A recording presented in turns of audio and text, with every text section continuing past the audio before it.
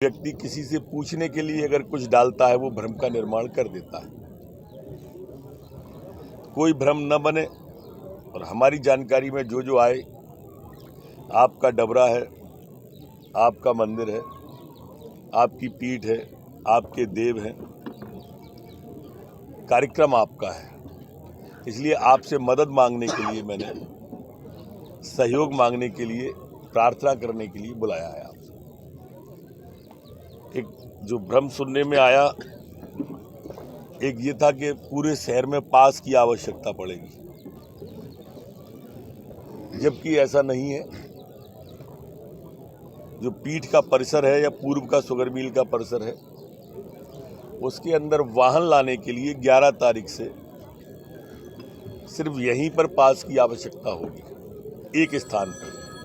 बाकी पार्किंग कई स्थानों पे, जैसे मंडी में पार्किंग है, कॉलेज में पार्किंग है, कॉलेज के सामने गुलाब भाई साहब के यहाँ पार्किंग है, मिल पर, गोदाम पर, कहीं कोई पास की आवश्यकता नहीं।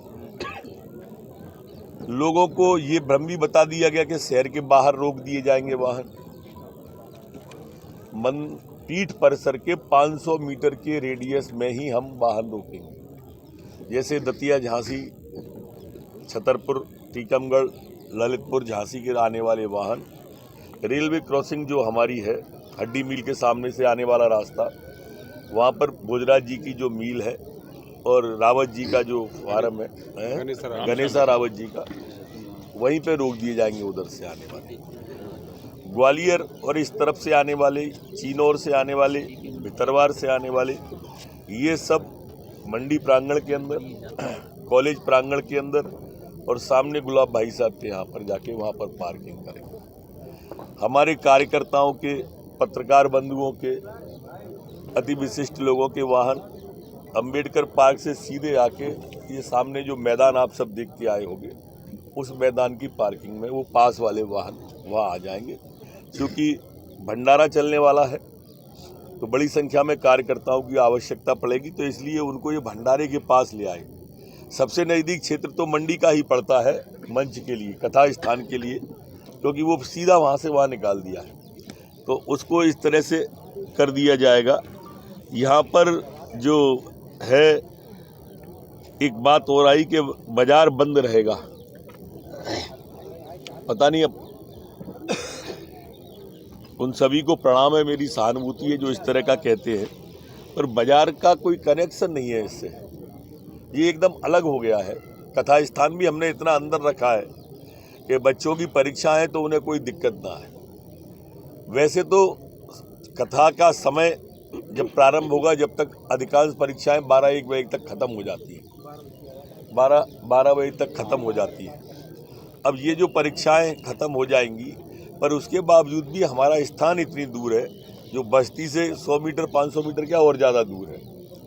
तो इसलिए ये भी भ्रम फैलाना कि परीक्षाओं में कोई दिक्कत होगी, बच्चों के आने जाने में कोई दिक्कत होगी, कहीं कोई अवरोधक है नहीं। कथा का समय 2 बजे से रखा है, 5 बजे तक का समय है। हमारी 11, 12, 13 को प्रदीप मिश्रा जी की कथा होने वाली है। 14, 15, 16 को हमारे यहाँ पर कुमार विश्वास जी की कथा होने वाली है। 17, 18, 19, 20 को पूज्य बागेश्वर धाम जी की कथा होने वाली है। और इसमें समानांतर 2 व्यवस्थाएं और चलने वाली हैं। एक जो इसका मूल कार्यक्रम है वो है प्राण प्रतिष्ठा का कार्यक्रम। इसमें 70 जो हमारे प्राण प्रतिष्ठा कार्यक्रम के अपन स्पेशलाइजेशन कह सकते हैं अंग्रेजी में, और हिंदी में कह सकते हैं प्रखंड विद्वान जो है, वो आप जहाँ पर बैठे हैं उसके सामने वो प्राण प्रतिष्ठा का कार्यक्रम चलेगा।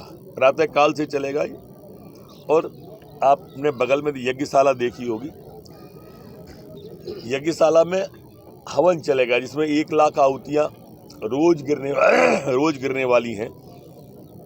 और 1 लाख आहुति के साथ में यज्ञ अलग चलेगा, प्राण प्रतिष्ठा अलग चलेगी, और ये सब जब समाप्त होंगे तो फिर कथा चलेगी। तो ऐसे 3 चरण है, और चौथा चरण रात को रासलीला का है, जो वृंदावन की एक फेमस रासलीला है, सर्वेश्वर लीला समिति। जो सर्वाधिक फेमस है, वो रासलीला का कार्यक्रम यहाँ पर किया जाएगा। ये बात ध्यान में रहे, मैंने सोशल मीडिया पे देखा था, उन्होंने कहा कि सिंध नदी से उठेगी वो यात्रा। अब मेरा आप सबके माध्यम से, आप सब का शहर है जैसा मैंने कहा, इस तरह का भ्रम न फैले, ये भी मेरी प्रार्थना है आप सबसे। एक अच्छा प्रतिष्ठान आप सबने बनाया है, जनता के सहयोग से वो बना है, तो आप हम सब की चिंता भी होगी कि कार्यक्रम सानंद में संपन्न हो जाए, अच्छी तरह हो जाए। आप सब ये मानते ही होंगे, 1 तारीख से लोगों ने कहना भी कहा कि इकोनॉमी हमारे डबरा की बदलने का एक श्रेष्ठ माध्यम है, और अगर हमने इस पर ध्यान दिया तो मैं समझता हूँ आने वाले कल में हम अच्छी इकोनॉमी डबरा की कर पाएंगे। आप सबने देखा होगा कि एक सहायक बहुत बड़ी होती है, चाहे माता वैष्णो देवी की बात करें, मैहर की बात करें, पीताम्बरा माई की बात करें, हमने सबने ये छोटे छोटे एग्जाम्पल देखे हैं। कोशिश ये इसलिए है कि ये विश्व का अपने आप में पहला मंदिर है जहाँ नवग्रह माताओं के साथ विराजमान है, सभी की पत्नियां सबके साथ हैं, सबके वाहन सबके साथ हैं और सबके हथियार भी साथ में।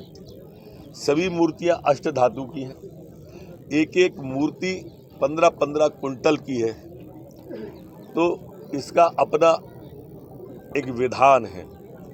आप देखेंगे अभी आए हैं तो अभी सूर्यदेव उदित है, कभी भी एक मीनार की छाया दूसरे मीनार पर नहीं पड़ती। इसकी एक देव की आंखें इनको रखा इस तरह से गया है कि दूसरे देव से नहीं मिलती। ये 108 खम्भों पर कुल इसका निर्माण हुआ है। वास्तुकला का पूरा इसमें ध्यान रखा गया है। आदमी को अगर कोई दिक्कत है, पीड़ा है, अगर वो कुछ चाहता है, राज सुख चाहता है, संतान सुख चाहता है, बच्चों को बौद्धिक सुख देना चाहता है, कर्ज से मुक्ति चाहता है, शनि का प्रदोष, शनि की 7.5, ढैया, राहु काल, ये सबसे मुक्ति अगर किसी को कोई दिक्कत है तो उसके लिए ये अपनी पीठ है। इसमें पूजनीय मूर्तियां अलग है जो नीचे ग्राउंड फ्लोर पे है। प्रथम तल पर दर्शनीय मूर्तियां हैं जो अष्ट धातु की हैं, उसके ऊपर आदि देव हैं। इस तरह से ये पूरी की पूरी सीरीज है।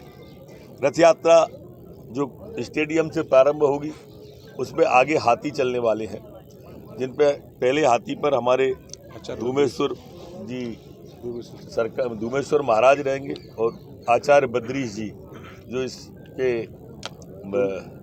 कार्यक्रम की प्राण प्रतिष्ठा के मूल संत हैं, वो रहने वाले। उसके बाद में 1 ऊँट, फिर 2 ऊँट, फिर 2 घोड़े, और उसके बाद में हमारे इलाके भर के संभाग के जो संत हैं, रावतपुरा सरकार हो, पंडोखर सरकार हो, दंदरुआ सरकार हो, दूध खो वाले महाराज जी हों, धूमेश्वर के महाराज जी हो, ऐसे हैं, वैदेही वल्लभ महाराज जो उत्तर अयोध्या से आने वाले हैं वो हों, हीरा भूमिया सरकार, वो ये सब संत, अनेक संत उसमें यात्रा में उसके बाद आगे चले। इसके बाद मेरी माँ, मेरी बहन, मेरी बेटी, मेरी बहू, ये सब कलश लेके रवाना होंगी। और यहाँ पर करीब 45 मिनट या 1 घंटे का पूरा जो पैदल चल के देखा है वो यात्रा है। पीछे पंडाल आप लोगों ने देखा हुआ, वहाँ पर आकर समाप्त हो।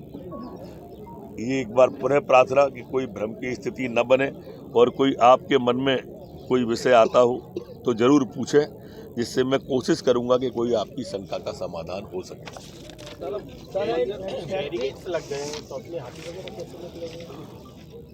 कहाँ से? बरगल से निकाल लेंगे, अभी लगे कहाँ है? नगर पालिका से आ रहे हैं ना, अपन तो बीच में से चालू हो, स्टेडियम से प्रारंभ बीच में से हो रहे हैं। जो स्कूल हैं या मंदिर के आसपास के जो स्कूल है, चाहे चिनौर रोड हो, चाहे यहाँ के भरवार रोड हो, ये उस समय खुले रहेंगे या छुट्टियाँ रहेंगी इनकी? नहीं, हमारा उसमें कोई हस्तक्षेप नहीं है।